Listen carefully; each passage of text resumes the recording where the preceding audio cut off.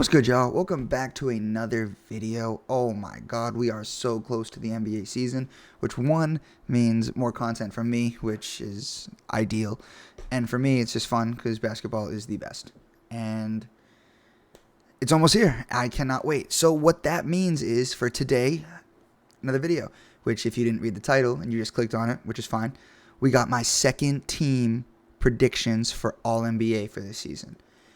Yo,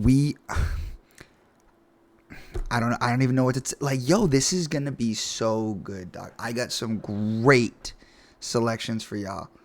I got some great reasoning. Could I be wrong?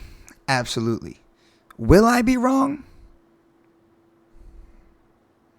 Hell nah. These are prime time predictions, yo. But anyway, doesn't even matter. Let's get it. Okay, look. There is one thing we need to discuss first before we do these selections, and it's the NBA's new CBA rules, which is very important, not just for the league in general, but especially for all NBA predictions. So, part of the new CBA rules is to address star players and how often they rest, how frequently they play, etc. So we're going to break it down real quick. A star player in the NBA, based under this new rule, is any player that has been an all-star or an all-NBA selection over the past 3 seasons. So last year, the year before that, and the year prior. If you were selected to an all-NBA team, first, second, or third, or were an all-star, selected, or replacement, it doesn't matter. You qualify as a star in the NBA's eyes. And part of their ruling is that if you are a star, you cannot load manage any national televised game or any game that is part of their in-season tournament. So if you're a star player, you meet those criteria, you cannot sit those games unless there is an already established injury designation. That's totally fine. Another part of it is just for the other regular season games, home or away, not nationally televised, not part of in-season. If you have a team of star players, you can only load manage one of them. So my example is, if you look at the Warriors, they have Steph Curry, Andrew Wiggins, Draymond Green, and Chris Paul all meet that star criteria. So if one of them is sitting, the other 3 have to be on the court unless there's an injury designation. This is just in reference to load management. So that'll help get a lot of players to play more, which partly plays into my list for predictions because now some players may actually meet that game total. This wasn't a rule in my last video for third team, so pardon me, I apologize. But that's something we just have to cover real quick, just so you know where this list, part of its reasoning comes from. So now that that's out of the way, let's jump into the list. First on this list is going to be Shai Gilgeous-Alexander, also known as SGA. SGA for me is by far the easiest lock on this entire list. I think he's pretty much everything you look for in a guard in the modern NBA today. He's really lanky. He's got an elite finishing ability while also being able to create his own shot, create for others, knock down open looks. With all that, and the team he currently plays on, which, as we know, is the OKC Thunder, I think they're going to find themselves competing for not even a play-in spot this year, but maybe a top 6 seed. With Chet returning and every young piece having another year to develop, SGA included, I think they're going to be in a spot where if SGA isn't performing at his highest capabilities, they're not even going to stand a chance.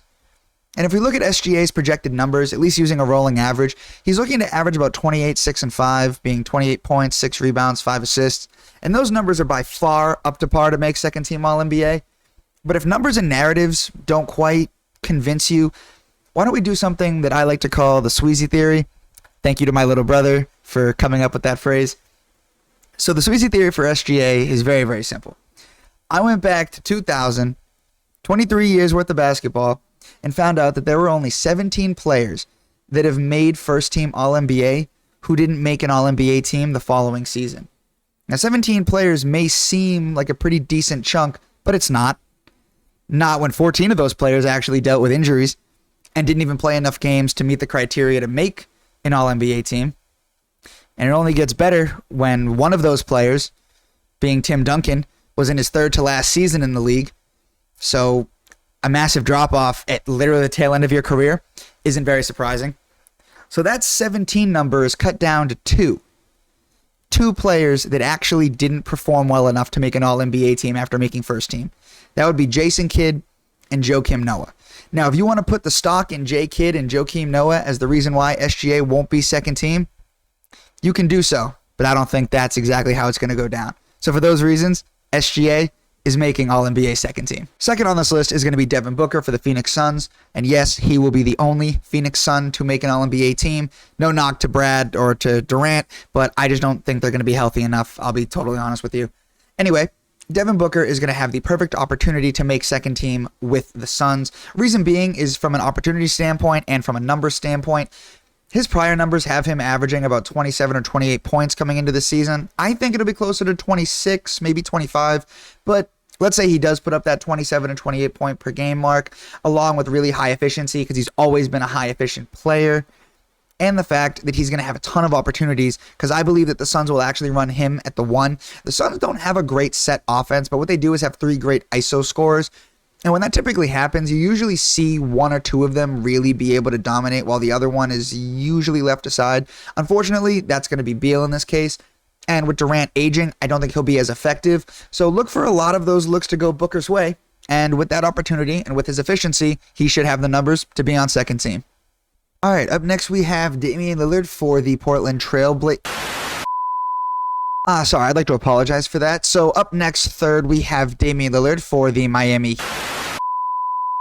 Yo, what is my producer doing? What, dog? Yo, you keep cutting the video. Dude, he plays for the Bucks now. Yo. Oh, okay. My bad, yo. All right, y'all. Sorry about that. Welcome back to the video. Third up for the list, we have Damian Lillard. So he's on the Bucks now. So this just became way more interesting. Easily the most interesting player that I can talk about on this list without question. But let's dive into it anyway. So Dame last year is coming off a career high in scoring at 32.2 points per game. One of the most elite bucket getters the NBA has to offer, has been doing this in Portland for years now. Now is going to have the luxury of doing it in Milwaukee. Dame is easily a second team lock for me, I feel like, due to the fact that the criteria for All-NBA being 65 games, the last time that Dame played 65 games or over, the 3 seasons that he did that, his scoring averages were 30, 29, and most recently 32. If he even comes close to hitting that mark, like 28, 29 points, along with the fact that the Bucks are easily one of the best teams in the league, playing alongside Giannis, he is 100% going to find himself on second team. But if that, once again, stats don't really do it for you, we have another Sweezy theory. Let's get into it. All right, so let's look at the Bucks, for example, who are easily what I think title favorites, even though I'm a Warriors fan, but we won't get into that. If the Bucks do win the title, if we go back to the year 2000, again, every team that has won the finals and has a player averaging over 25 points per game has always been second team or higher. And the only times that hasn't happened was when players were injured. So let's say Milwaukee Bucks are title favorites. He scores 25 points in the finals, which he should. He is guaranteed second team. That has never not been true for the last 23 years of basketball. So between the stats he'll put up, the success the Milwaukee Bucks will have, in that little tidbit of NBA history, Dame's got this list on lock. All right, so it's now time for the most controversial person I'm going to put on this list, and that's going to be Trae Young. Now, the issue with Trae Young, I think the biggest one at least, is going to be that team success and how he looks in terms of the media. Will the Hawks contend for a title? Not really. Will the Hawks be a top team in the East? Maybe. It really depends on how you view top team. But the Hawks, the Knicks, and the Cavs all will find themselves hovering around the same spot in the Eastern Conference. And I had Donovan Mitchell making third team and Jalen Brunson as a borderline selection for third team. Same with Julius Randle. And I think Trae Young plays flashier and puts up better numbers than the players that I just named. So I'd give him the benefit of the doubt to make second team, especially because I feel like it's kind of a do or die year for him. But if he doesn't make second team, you'll probably find him on third team. Now, if we look at what his projection stats are from the rolling average, he's going to look to average about 27 and 10. And considering last year was 26 and 10, he's almost the definition of consistency with double-doubles. He's almost done it since he was pretty much a rookie, and every single year then on out. The issue with the East, though, is that they are relatively heavy, like top-heavy, in terms of their teams. So there really isn't going to be a chance for Trae Young to show team success. because you have teams like the Celtics, Bucks, Heat, and 76ers. So let's say the Hawks make the play-in, but Trae Young still plays spectacularly. He could still make second team, especially since I have players like Anthony Edwards, Donovan Mitchell, and Tyrese Halliburton all in similar team success positions, and I have them on third team, but Trae Young's numbers are definitely better than theirs at least. So that's why Trae will more than likely find himself above them, and that's why he secures my 4th spot for second team. All right, so now, 5th and final on this list is Joel Embiid, the former league MVP. And by former, I literally mean last year. And as much controversy as there was surrounding this MVP, we can't act like he's still not a top player, at least top 10 player in the NBA. So his case for second team can be summed up, once again, by another Sweezy theory. I went back again to the 1999-2000 NBA season and looked at every former NBA MVP from that time frame. There have only been 2 players, 2 in 23 years, to not make second team at minimum after winning MVP. And would you believe that it's Kevin Durant in 2014-15, who played 27 games, and Derrick Rose in 2011-12, who played 39 games. And I'll be honest, this data trends back way further than just the 23 years, but I was using the 2000 season as a cutoff, so we'll just stick with that for now. And I get it. That's not going to be enough for you. You're like, oh, well, that's just like, that's whatever. Okay, well, let's go further. Let's do the stats again. And now everyone's going to talk about, well, the Sixers aren't going to be so great because of the James Harden drama, and will Joel be able to produce the same, and will he care? And I'm like, yes, he'll care. You want to talk about the James Harden drama? You guys remember the Ben Simmons drama? Okay, well, you may, but Joel Embiid did not. Considering that season that Ben was like sitting out, not playing, Joel averaged 29, 11, and 3 in that 2020-21 season. And he made second team All-NBA. And if James plays, it's going to be even better. Embiid didn't have a running mate with those numbers.